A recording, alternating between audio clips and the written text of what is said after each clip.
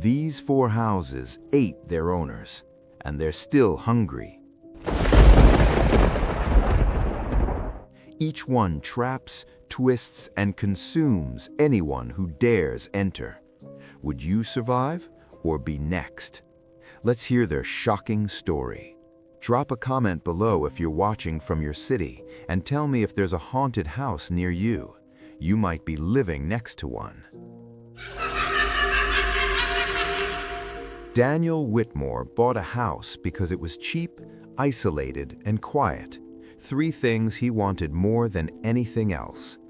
At 39, Daniel was tired of people, tired of neighbors asking questions, tired of coworkers pretending to care, tired of a world that never shut up.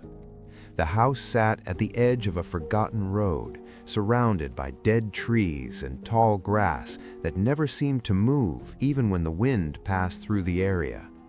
It had belonged to his uncle, a man Daniel barely knew.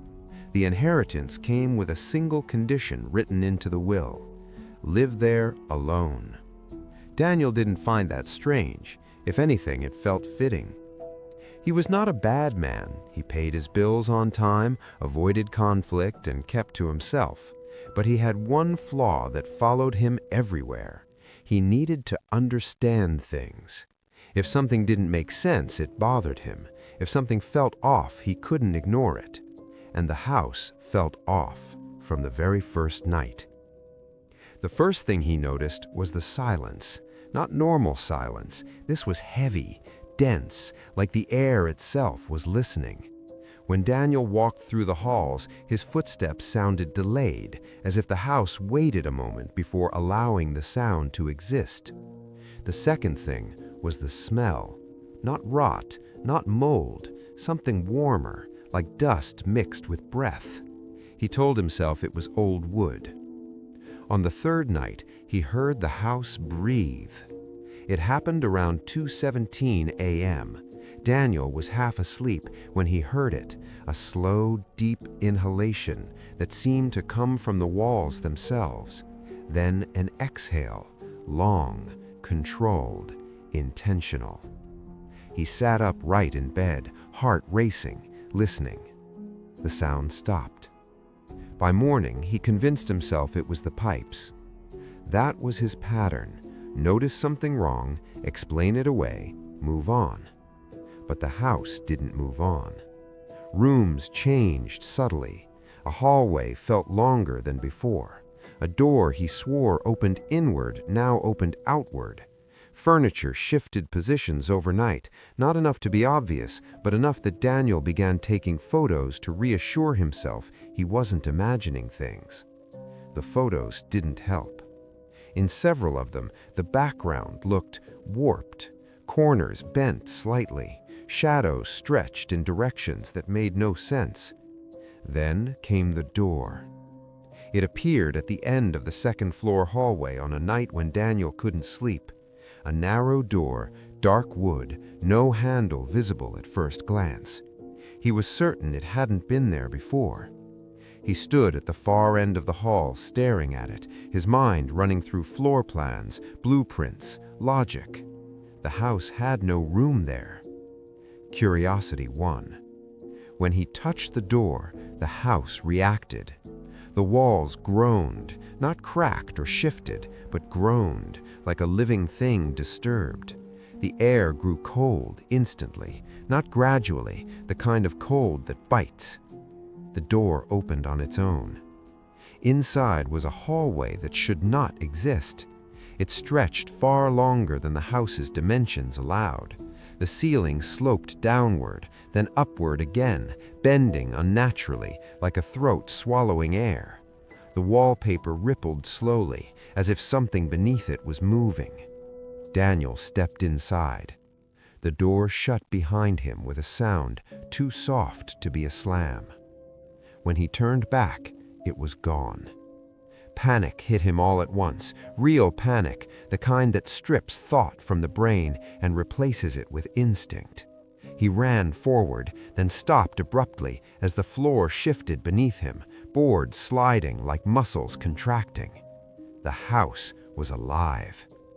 Walls tightened around him, narrowing the corridor. Furniture emerged from the sides, desks, cabinets, chairs, jutting out at impossible angles, suspended mid-air as if gravity had been turned off. He screamed. The sound didn't echo. Instead, it sank into the walls. A whisper came back. "Stay." The voice sounded wrong, familiar yet distorted, like his own voice played back through something wet and broken. He tried to run. The floor grabbed him. Not metaphorically, the wood split and curved upward, forming ridges that wrapped around his ankles. He fell hard, scraping his palms raw as he clawed forward. The walls leaned inward, doors appeared and vanished along the corridor, opening to reveal rooms that pulsed and shifted, rooms filled with shadows shaped like people, pressed into the walls, faces frozen in silent screams. Daniel realized something terrible then. These weren't ghosts haunting the house. These were people inside it. The house tightened again. A section of wall peeled open like flesh, revealing darkness beneath. From it emerged something shaped like an arm, wood and plaster fused together, bending at joints that shouldn't exist. It wrapped around Daniel's torso and lifted him off the floor.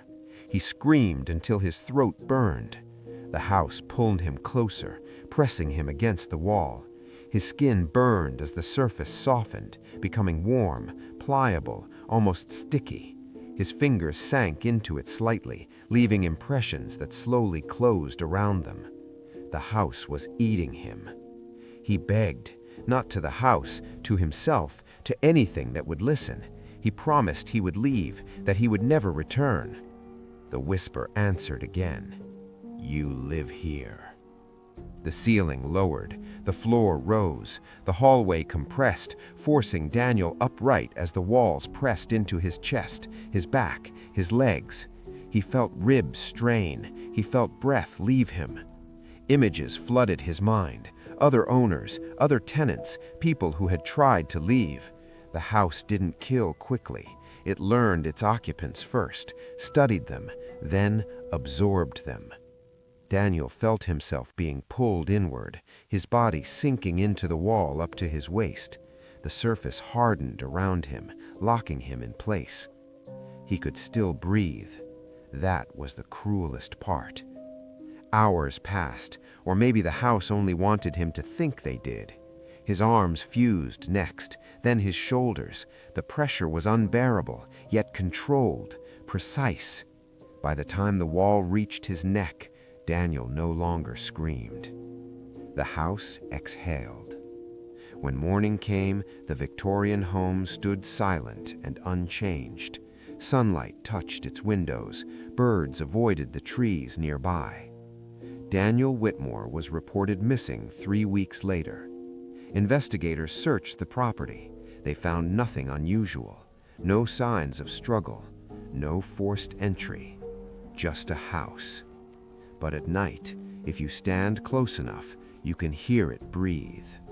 And if you press your ear to the wall, you might hear a voice, faint, trapped, begging softly from inside, warning anyone who thinks they can own a house that is already alive. Before we dive in, drop a comment right now and tell us where you're watching from. Is there any haunted houses near you? Have you ever felt something in a house that shouldn't be? Let us know. We want to hear it. Evelyn Grant had always been curious, sometimes to a fault. A forensic accountant by trade, she noticed details everyone else ignored. Piles of papers, misaligned receipts, shadows where light shouldn't fall. She cataloged them all. But nothing had ever prepared her for what she was about to face. Alone, restless and craving a challenge, she sought out places no one dared to enter. That night, she found herself standing in front of an abandoned craftsman at 14 Maple Street, Denver, Colorado. Locals whispered about screams, shadows, and things that moved inside. Evelyn didn't believe in ghosts, but she believed in mysteries, and this house promised a mystery no one else had solved. She pushed the door open. A groan echoed from inside, like the house exhaling after years of waiting. Dust hung in thick beams of moonlight. The air smelled of scorched wood, ash, and something iron-sweet. Blood, perhaps, or old rust. Evelyn stepped inside, unaware that the house had already begun noticing her. The foyer stretched unnaturally. Floorboards sagged, bending slightly under her weight, as though breathing. The chandelier above swung slowly, though no wind entered. Shadows shifted along the walls, pooling, retreating, twisting as if alive. Evelyn paused, steadying her flashlight. She had been in abandoned houses before, but none like this. Something about the air here made her skin crawl. She stepped further, her boots crunching on broken plaster and wood. A hallway led upstairs, doors on each side like dark teeth. She approached the living room, where furniture seemed oddly arranged, floating just above the floor. Evelyn shook her head, not yet imagining things. She would document it all. By 2:47 a.m., the house made its first move. The light flickered. A low hum vibrated through the floor. Evelyn froze. A chair lifted slowly, hovering. Books flew off shelves, flipping in midair to charred pages she couldn't decipher. The air thickened, sticky, almost tasting of iron. A whisper, wet and deliberate, reached her ears. "Evelyn." Her heart raced. She moved toward the kitchen. Hallways stretched, walls bent, ceilings flexed. Every step felt heavier, as if the house was pressing against her. Mirrors reflected her face, but her right eye was hollow, mouth twisted unnaturally. She blinked, reflection normal again, but the sensation lingered, gnawing at her. Upstairs, the real horror began. The master bedroom's floor warped like dough. Cabinets and drawers twisted, stretching impossibly. A wardrobe leaned forward, doors crawling with shadowy hands, glowing faintly at the tips. Evelyn's first step into the room sank into the floor. She yanked her foot free, skin scraping, blood disappearing instantly into the warped wood. From the corner emerged the first figure, half human, half charred, face molten, eyes glowing orange-red. Evelyn tried to retreat. The floor bent, staircases twisted, furniture spun around her like a violent tornado.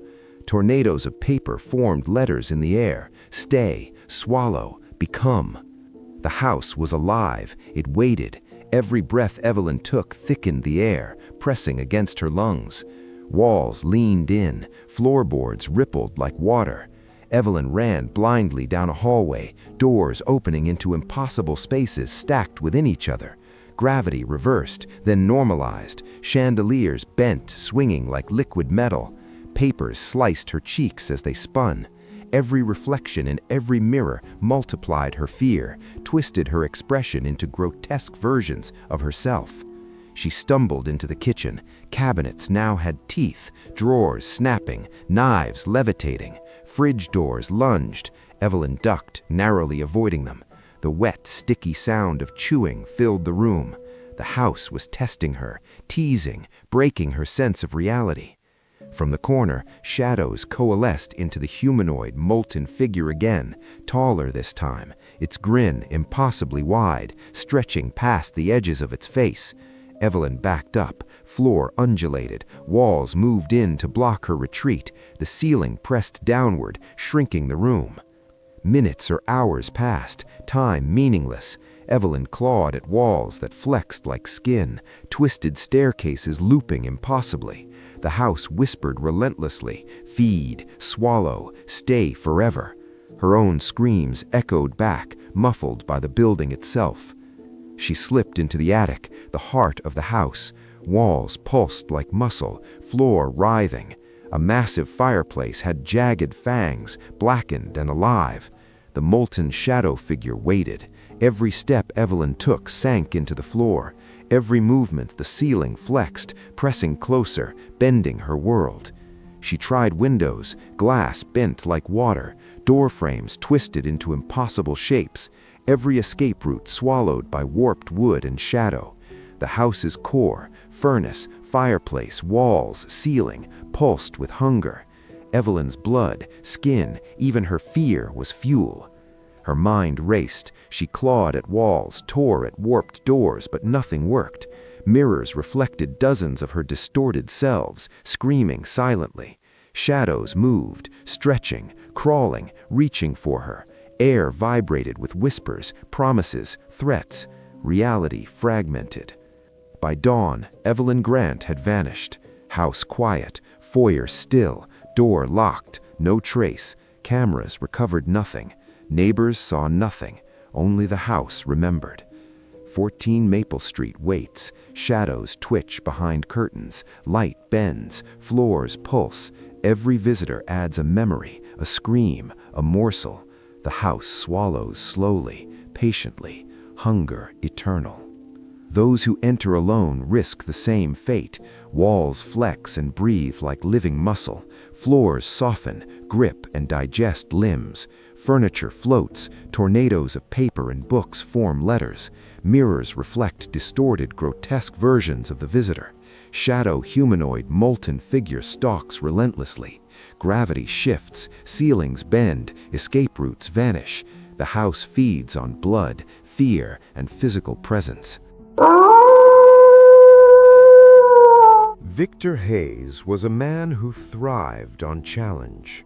A retired firefighter with nerves of steel and a love for abandoned buildings, he had seen flames consume homes, smelled death, and walked into collapsing structures without hesitation. Yet nothing in his career had prepared him for 23 Willow Lane, Salem, Massachusetts. It was an old Victorian, blackened and decaying, yet standing impossibly tall and narrow. Neighbors whispered that no family lasted longer than a month inside. Lights flickered from windows long boarded up, shadows moving independently. Victor, curious and confident, saw it as a puzzle, a structure to explore, document, and conquer. He stepped onto the cracked porch. Wood groaned underfoot, curling like skin. The door had no handle, just a keyhole carved from black iron. He had the key, handed down from a local historian who swore it came from the first family who vanished. He inserted it. The key turned easily, though no lock should have existed. The door swung open into darkness that swallowed his flashlight's beam. Inside, the air thickened, warm and metallic, smelling of iron and rot. Stairs rose steeply, but when Victor stepped on them, they flexed like rubber bands, stretching far beyond architectural possibility. He stopped, tested his footing.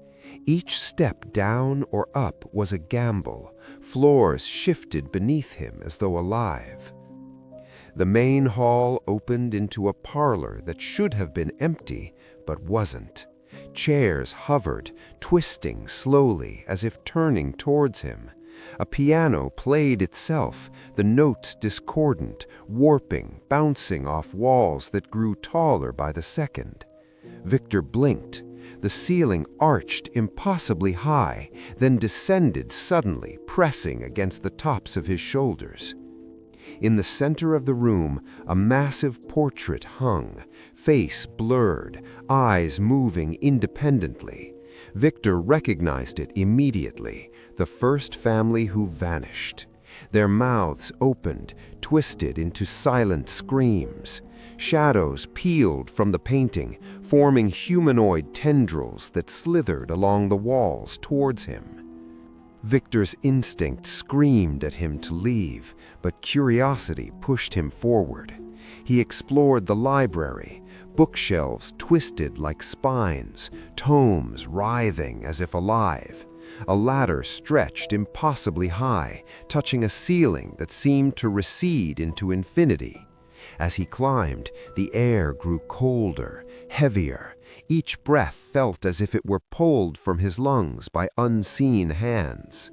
A voice whispered his name. Victor. It was calm, gentle, almost inviting. Another voice joined. Stay, stay. Shadows pooled under shelves, forming shapes of crawling figures, half human, half shadow. Victor froze. Each figure reached for him simultaneously, stretching impossibly, fingers bending in ways fingers should not. In the dining hall, the horror escalated. The table groaned, warped, and lifted like liquid. Chairs stacked themselves into impossible towers, spiraling into the ceiling. The chandelier twisted and melted into a molten stream of gold and shadow. Silverware clattered violently, spinning mid-air before embedding itself into the floor. Victor tried to flee, but the walls now leaned inward, breathing slowly, pulsating. Doors that led outside vanished. Windows became black mirrors reflecting impossible versions of himself, some screaming silently, others laughing in his face. He heard a whisper, "We've been waiting." By now, Victor realized this was no ordinary haunting. The house was alive, conscious, predatory.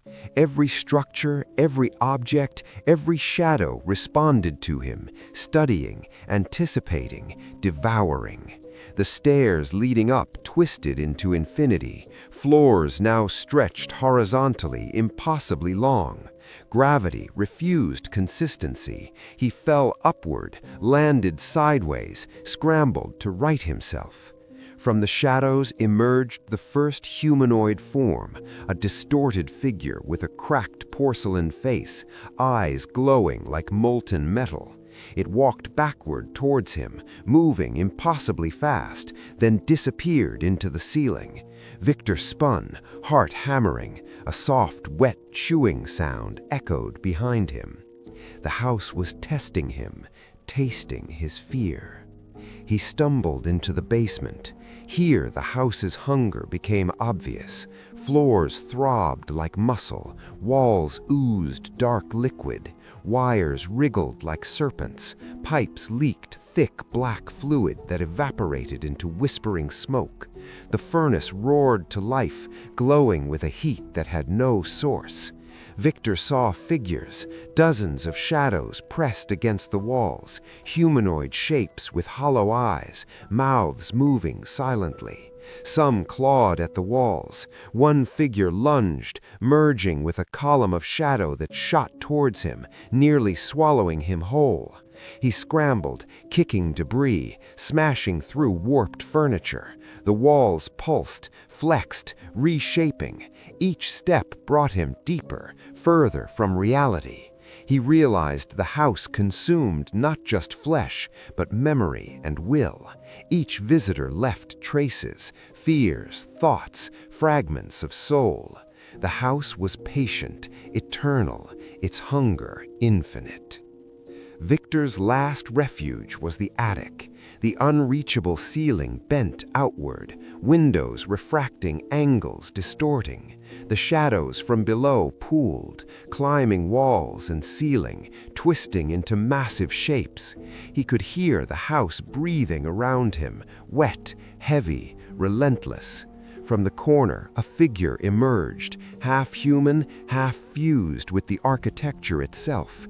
Its skin looked like cracked wood, eyes glowing orange-red, mouth stretching past comprehension.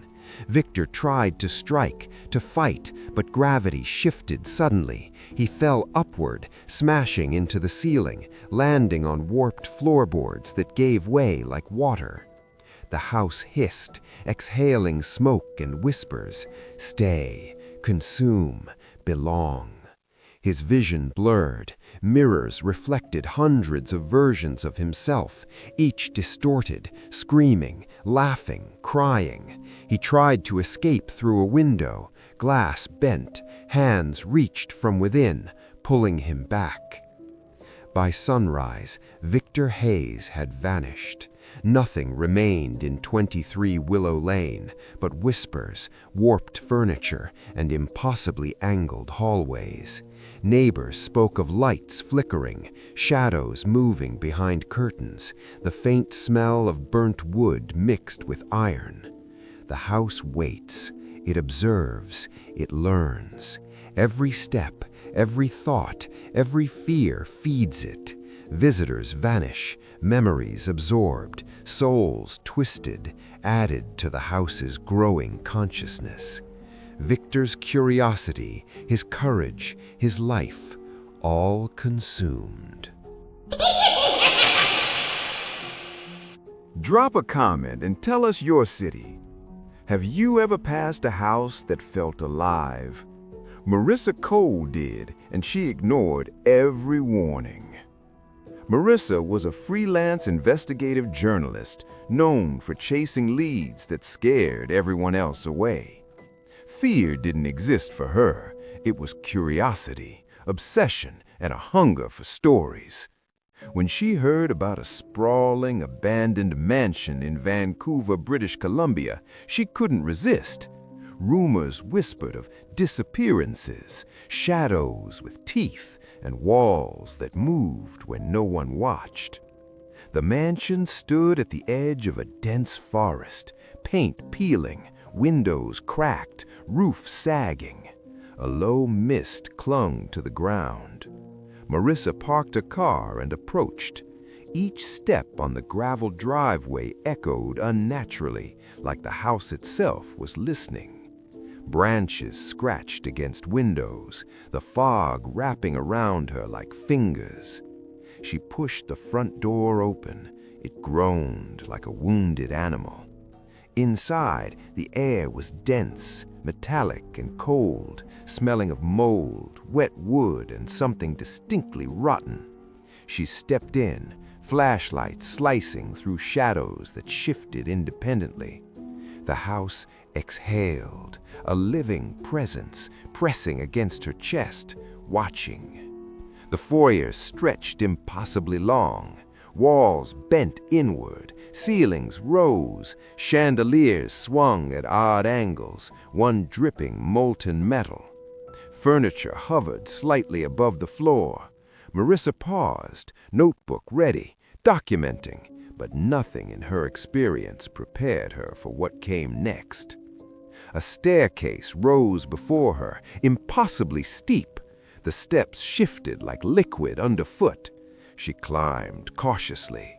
Hallways twisted in geometries that shouldn't exist.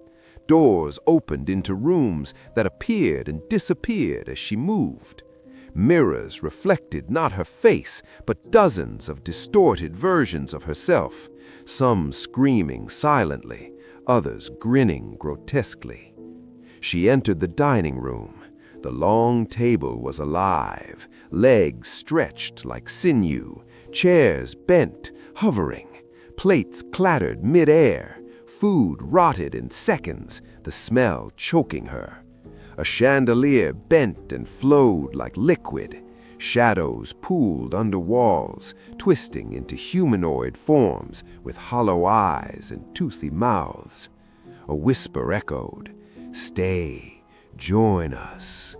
Marissa froze. A figure emerged from the shadows, a woman half human, half carved from the wood of the mansion itself, face split into smooth flesh and cracked oak, eyes glowing amber. She grinned impossibly wide, revealing teeth sharp as saws. The house was aware, conscious, hungry. Every step Marissa took triggered responses. Walls flexed, floors stretched, ceilings bent. Gravity shifted. She fell upward, landing on walls, then ceiling, scrambled along floating furniture. Papers and debris spun into a tornado, forming words mid-air. Feed, consume, forever. Marissa's journal was snatched by an invisible force, flipping pages mid-air. Words twisted into grotesque shapes. The furniture stacked itself, chairs spiraling into impossible towers, tables stretching into infinity. The molten shadow woman approached, moving faster than humanly possible. The library was worse, shelves twisted like spines, books crawling toward her. A ladder stretched infinitely, touching a ceiling that receded into darkness. Shadows pressed from every corner. One reached out, fingers bending impossibly, clawing toward her. She ran, but the floor bent under her weight, swallowing parts of her boots, pulling at her legs. Windows no longer led outside. They reflected distorted versions of rooms she had not yet entered. Hallways looping impossibly, ceilings melting into walls. Every escape route vanished, replaced by endless corridors that seemed alive, whispering her name and voices of past victims. Marissa stumbled into the attic, the apex of the house. The air vibrated, thick, metallic, reeking of decay. The floor wriggled like a living creature, boards rising and falling beneath her. Chandeliers hung like molten stalactites, dripping shadows instead of wax. The shadow woman appeared again, taller now, skin splitting further into wood and flesh. She grinned impossibly wide, beckoning, dragging her fingers along the warped floor, leaving trails of molten shadow. Walls pulsed, breathed, groaned.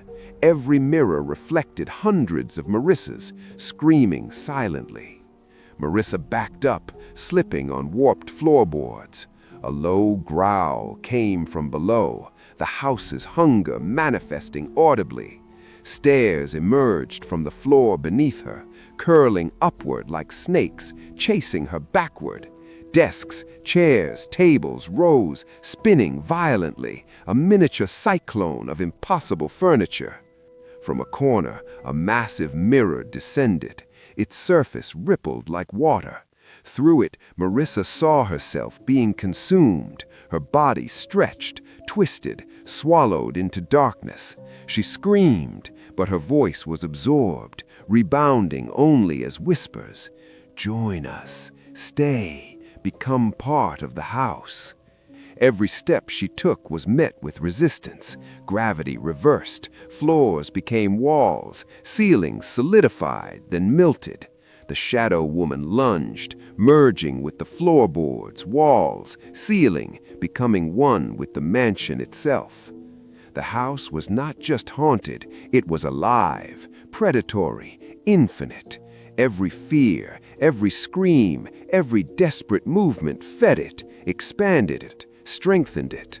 Marissa realized that to enter this house was to offer yourself entirely, willingly or not.